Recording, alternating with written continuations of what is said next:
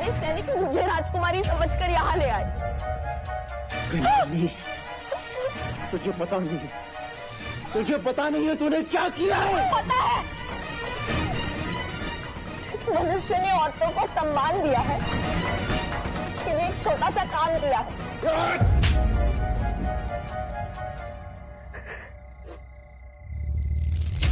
युवराज की होने वाली पत्नी के सम्मान की रक्षा की है मैंने। तेरी रक्षा कौन करेगा? उस बात की चिंता होती तो यहाँ तक आती ही नहीं। चाहूं तो इसी क्षण तेरे प्राण ले सकता हूँ। प्राण? वो तो उसी दिन खो दिए थे, जिस दिन गणिका कहलाई। खेल तो तुमने बहुत अच्छा रचाया था कुमार, पर भाग्य के पास से पलटते देर नहीं लगती। भाग्य के पास से पलटते भी देर नहीं लगती जी। तुम यशोधरा को कभी हासिल नहीं कर पाओगे।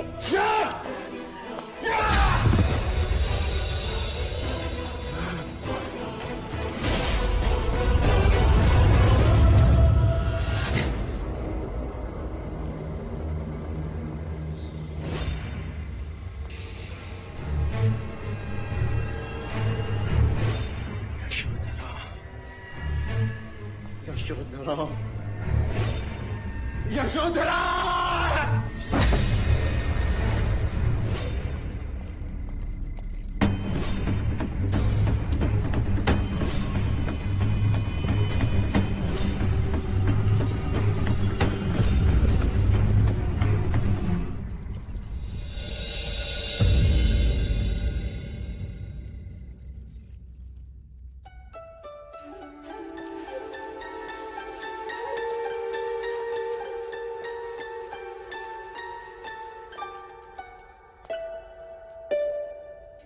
इतना एक चित्त होकर क्या काम कर रहे हो प्रजापति? मैं ये देख रही हूँ कि ये आभूषण सिद्धार्थ के वस्त्र के अनुरूप है भी या नहीं। लेकिन ये काम तो लौशिका भी कर सकती है ना प्रजा? नहीं अमिता दीदी, मैं नहीं चाहती कि सिद्धार्थ के विवाह में कोई त्रुटि रह जाए। अंततः ये महाराज शुद्धोधन के पुत्र का विवाह है। परंतु एक त्रुटि है महादेवी। वो क्या देव? मैंने भारतवर्ष के सारे राजा महाराजाओं को विवाह का निमंत्रण भेज दिया है, परंतु एक राजा रह गया। आप किसकी बात कर रहे हैं देव? तुम्हारे छोटे पुत्र की।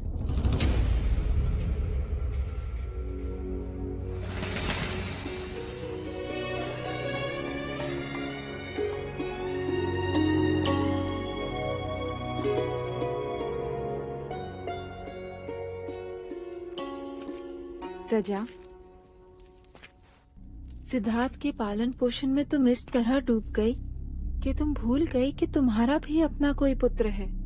किसी ने ताना क्या मार दिया कि सौतेले पुत्र का ध्यान कैसे रखोगी?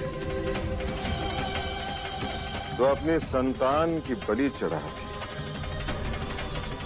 दूसरा पुत्र हुआ तो उसे आंखों से दूर कर दिया, ये कहकर कि जब तक सिद्धार्थ बड़ा नहीं हो जाता तब तक मैं उसे वापस नहीं बुलाऊंगी।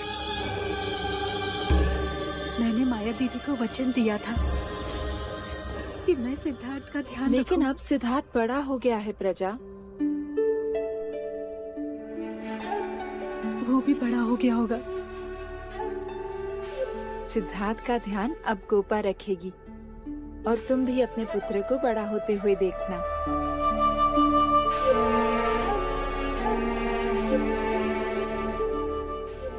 मुझे तो अब ये भी ज्ञात नहीं कि मैं उसे क्या कह के पुकारूंगी। नंद, नंद कहकर पुकारो उसे।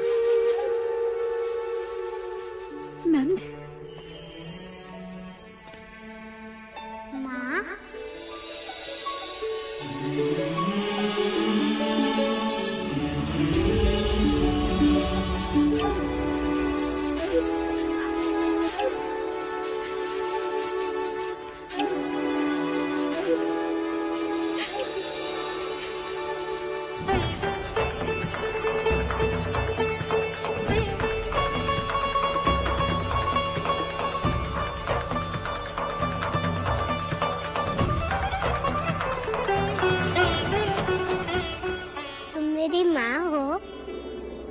बांसुरी बजाती हो? मुझे सिखाओगी?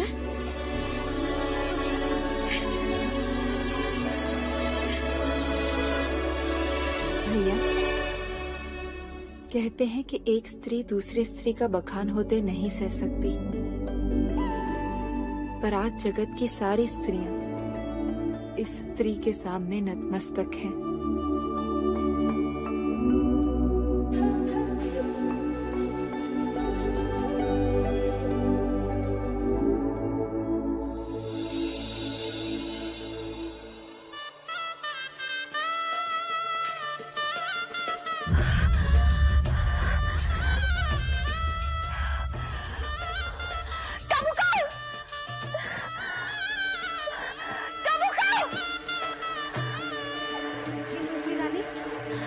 झरोका मत कर, संगीत के सुर मेरे कान को डस रहा है।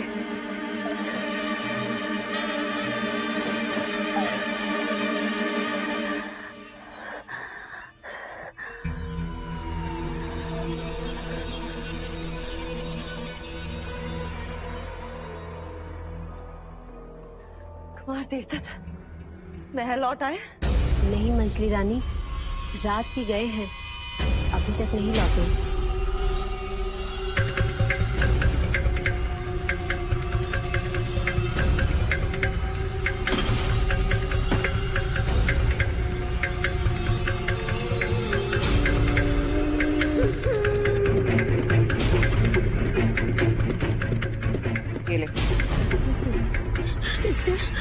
ले तू जानती है इसने क्या? मैं तो अच्छी तरह से जानती कि तुझे क्या करना है। जा यहाँ से। मंगला दीदी,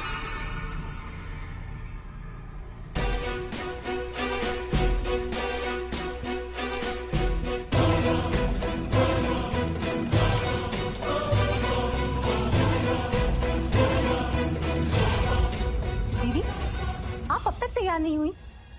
वहाँ महादेवी कब से आपके बारे में पूछ रही हैं। और आपके वस्त्र। कामुका जी, मैं तो कब से कह रही हूँ, परंतु मंजली रानी है कि कुछ सुन। मेरी चिटोरी कर रही है। कुमार देवदत्त का विवाह हो रहा है जो मैं श्रृंगार करूं। नहीं जाना मुझे किसी भी विवाह। जा यहाँ से।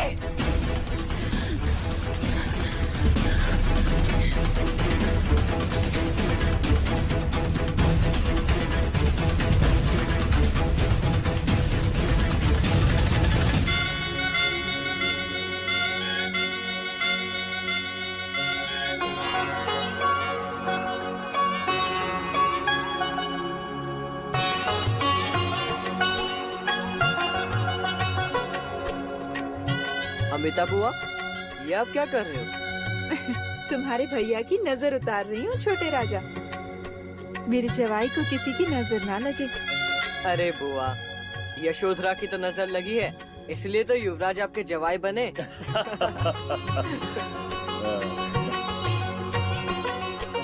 अब ये क्या है? जवाई के गले में घेरा।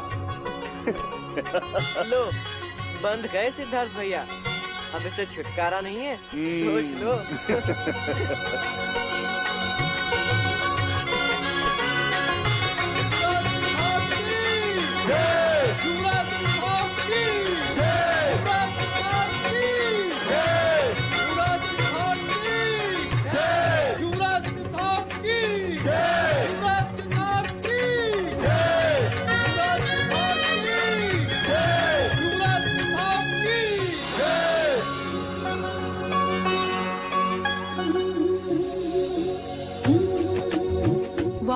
देखो तो कितना गहरा रंग आया है।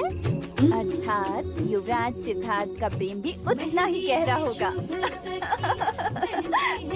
अरे तुम लोग मेहंदी के रंग को छोड़ो, युवराज सिद्धार्थ मंडप में आ चुके हैं। जल्दी करो, युवराज मंडप में आ गए हैं और माँ भी बुलाने आई रही होगी। देखो तो कितनी जल्दी है राजकुमारी जी को मंडप में बैठने की।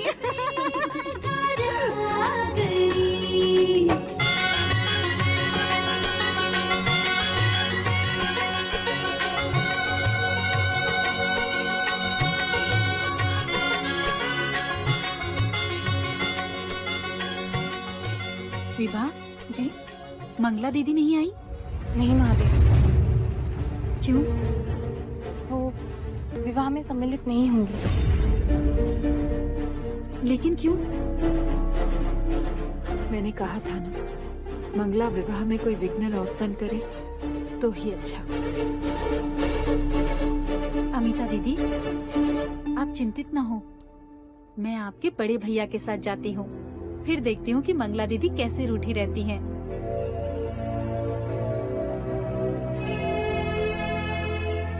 देव,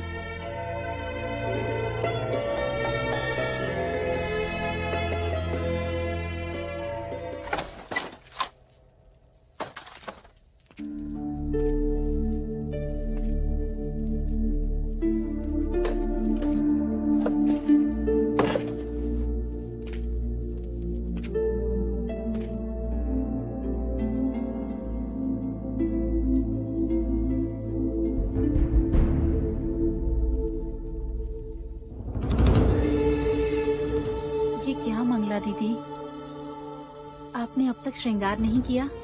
सिद्धार्थ कब से मंडप में पहुंच गया है? चलिए, उठिए। देवदत्त भी न जाने कहाँ चला गया। उठिए मंगला दीदी। नहीं महादेवी। क्या हुआ मंगला? मैं पुनः अपनी जग हसाई नहीं करवाना चाहती महाराज। जग हसाई? अर्थात? वर्षों पहले हर्ष में आकर मैंने सबसे कह दिया था कि मेरा ब्याह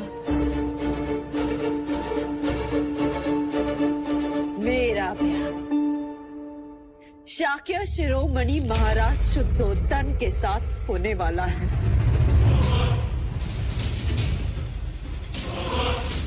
परंतु मेरी जग हसाई हुई।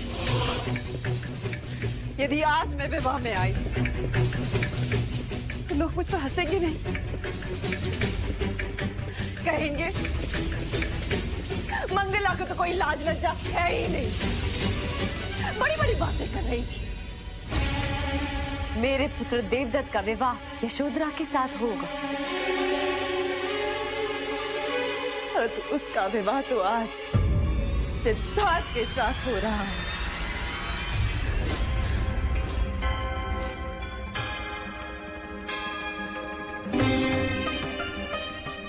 तो क्या सिद्धार्थ आपका पुत्र नहीं है मंगला दीदी? यदि आप विवाह में नहीं आई तो क्या कहेगी कपिलवस्तु की प्रजा? क्या कहेंगे लोग कि राज परिवार में इतना कलह क्लेश? वही कलह क्लेश कोई ना देखे, इसीलिए तो युवराज को समझाया था। एक कन्या के लिए दो भाइयों में इतना संघर्ष क्यों? परंतु आपने भी उन्हें नहीं रोका, उलट स्वयंवर के लिए उन्हें प्रोत्साहित किया।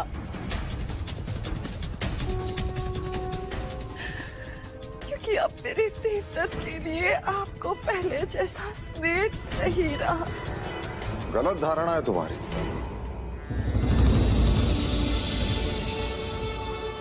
मेरे लिए आज भी देवदत्त और सिद्धार्थ में कोई अंतर नहीं। हाँ मंगला दीदी, महाराज के लिए आज भी वो दोनों कपिलवस्तु की दो आंखें हैं।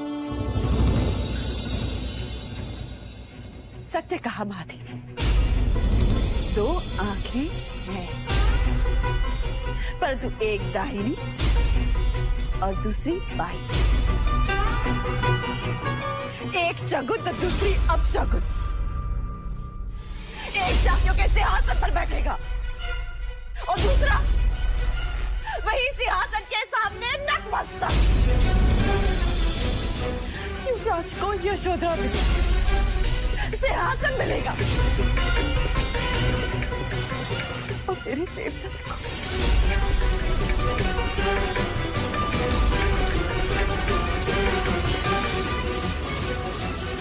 मैंने निश्चय किया था कि जब सिद्धार्थ का राज्याभिषेक होगा तब देवदत्त के नाम पर भी उत्तर का प्रदेश कर दिया जाएगा, ताकि दोनों कुमार अपने अपने शाक्य सीमाओं का विस्तार कर सकें और शाक्य संघ में हमारा वर्चस्व ऐसा ही बना रहे।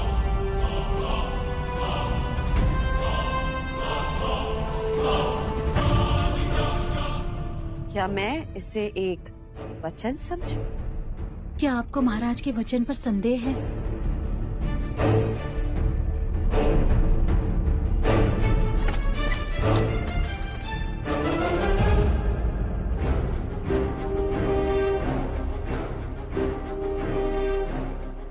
राज, तुम मंडप छोड़कर यहाँ क्यों चले आए? क्योंकि आपसे एक प्रश्न करना था। प्रश्न? क्या नाते केवल रक्त के होते हैं? यदि वो रक्त के ना हो तो संबंध नहीं होते।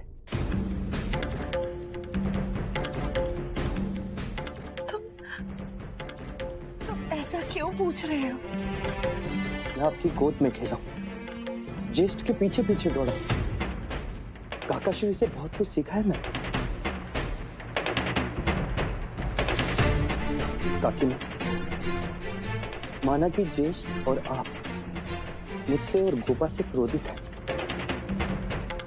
क्योंकि आपके मना करने पर भी मैंने स्वयंवर में भाग लिया। किंतु मैं ऐसा नहीं करता तो हम तीनों के प्राण पीड़ा से तड़पते हैं, क्योंकि गोपा मुझसे प्रेम करती। मैं आपसे हाथ जोड़कर विनती करता हूं, आप हमेशा हमारे साथ रहें। आपका आशीर्वाद मेरे लिए उतना ही मूल्यवान है जितना ज्येष्ठ के लिए। अरे, उठो सिद्धार्थ, ये क्या कर रहे हो? इस महल में सबको क्या हो रहा है? अरे लोग तो राय का पहाड़ बना देते हैं। मैं तो बस तुम्हारे ज्येष्ठ की चिंता में थी, इसलिए श्रृंगार करना भूल गई। अन्यथा तुम्हारा विवाह हो और तुम्हारी काकी मां ना आए, ऐसा हो सकता है? महादेवी, कुछ समझाइए ना इसे। आप जाइए, मैं शीघ्र ही आती।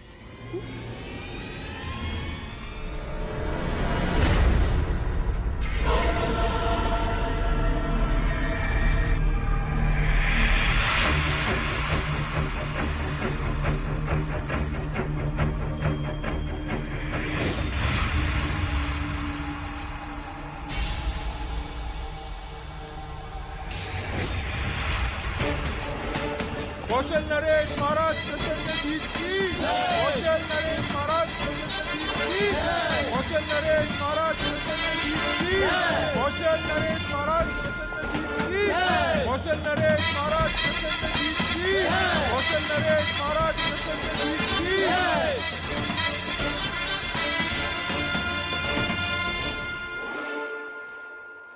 पधारिए, पधारिए महाराज प्रसन्नजीत। शाक्यों के कपिल वस्तु में आपका स्वागत। आपको रथ से उतरते देखा तो एक पल यही लगा कि शत्रु का रथ यहां कैसे।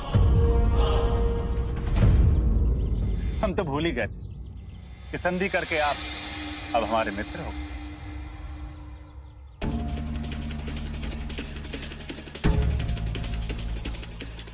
हम मित्र के साथ मित्र हैं, शत्रु के साथ शत्रु,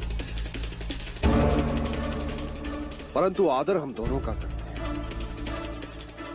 यदि ये बात सत्य है कि आप हमारे मित्र हैं, तो हमारे साथ द्वार पर खड़े होकर हमारे अतिथियों का स्वागत इन फूलों से कीजिए। दीजिए। क्या मैंने कुछ अनुचित कहा मित्र? नहीं राजा दुर्योधन, आज मंगल अवसर आपके द्वार पर, कल हमारे द्वार पर हो सकता है। कपिल वस्तु में आपका स्वागत है कौशल नरेश।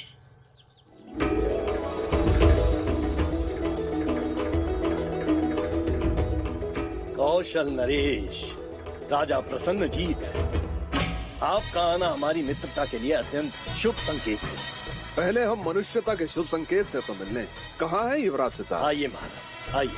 कौशल नरेश महाराज प्रसन्नजीत की। कौशल नरेश महाराज प्रसन्नजीत की। कौशल नरेश महाराज प्रसन्नजीत की। कौशल नरेश महाराज प्रसन्नजीत की।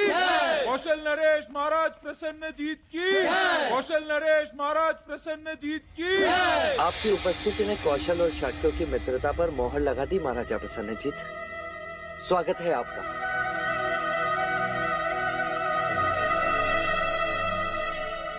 अच्छा हुआ आप शीघ्र आ गए। हमारे ज्येष्ठ देवदत्त अभी तक आए नहीं, तो आपको ही वर के मित्र के कर्तव्य निभाने होंगे। आइए। कौशल नरेश महाराज प्रसन्नजीत की। कौशल नरेश महाराज प्रसन्नजीत की। कौशल नरेश महाराज प्रसन्नजीत की।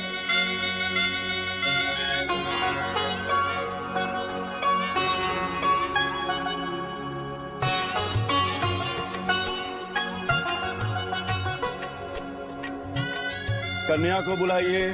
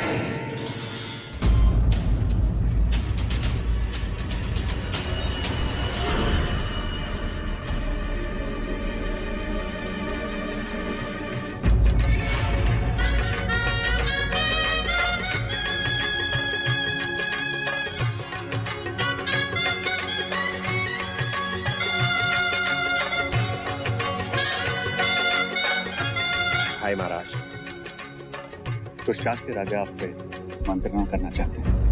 मंत्रणा? इस समय? हाँ भाई महाराज, आइए।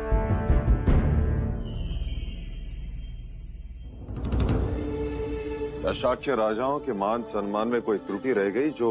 महाराज शुद्धोधन, आपने पुनः मनमानी की है। मनमानी? शाक्यों के शत्रु प्रसन्नजीत को आपने विवाह में कैसे आमंत्रित किया? परंतु वो शत्रु के रूप में नहीं, मित्र के रूप में आया है। परंतु कौशल नरेश के साथ मित्रता है शत्रुता, इसका निर्णय तो शाक्य संघ की बैठक के पश्चात होना है। फिर आपने प्रसन्नजीत को विवाह में आमंत्रित कैसे किया? युवराज सिद्धार्थ ने हमसे अधिक सम्मान प्रसन्नजीत को दिया। हाँ, उसको अधिक सम्मान देकर हमें अपमानित किया है। अपमानित किया है आपने, अपमानित किया है। आप मेरा विश्वास करें, मेरा हर प्रयास शाक्यों के हित में होता है, ना कि उनके विरोध में। क्षमा करें महाराज, हमें आपका ये प्रयास दिखाई नहीं देता। हाँ, नहीं दिखाई देता।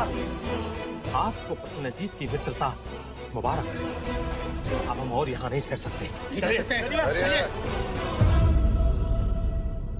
हमारे गुरु कहते थे कि भोजपत्र पर यदि राजनीति लिखा, उसे उल्टा कर देखो तो कूटनीति नजर आती।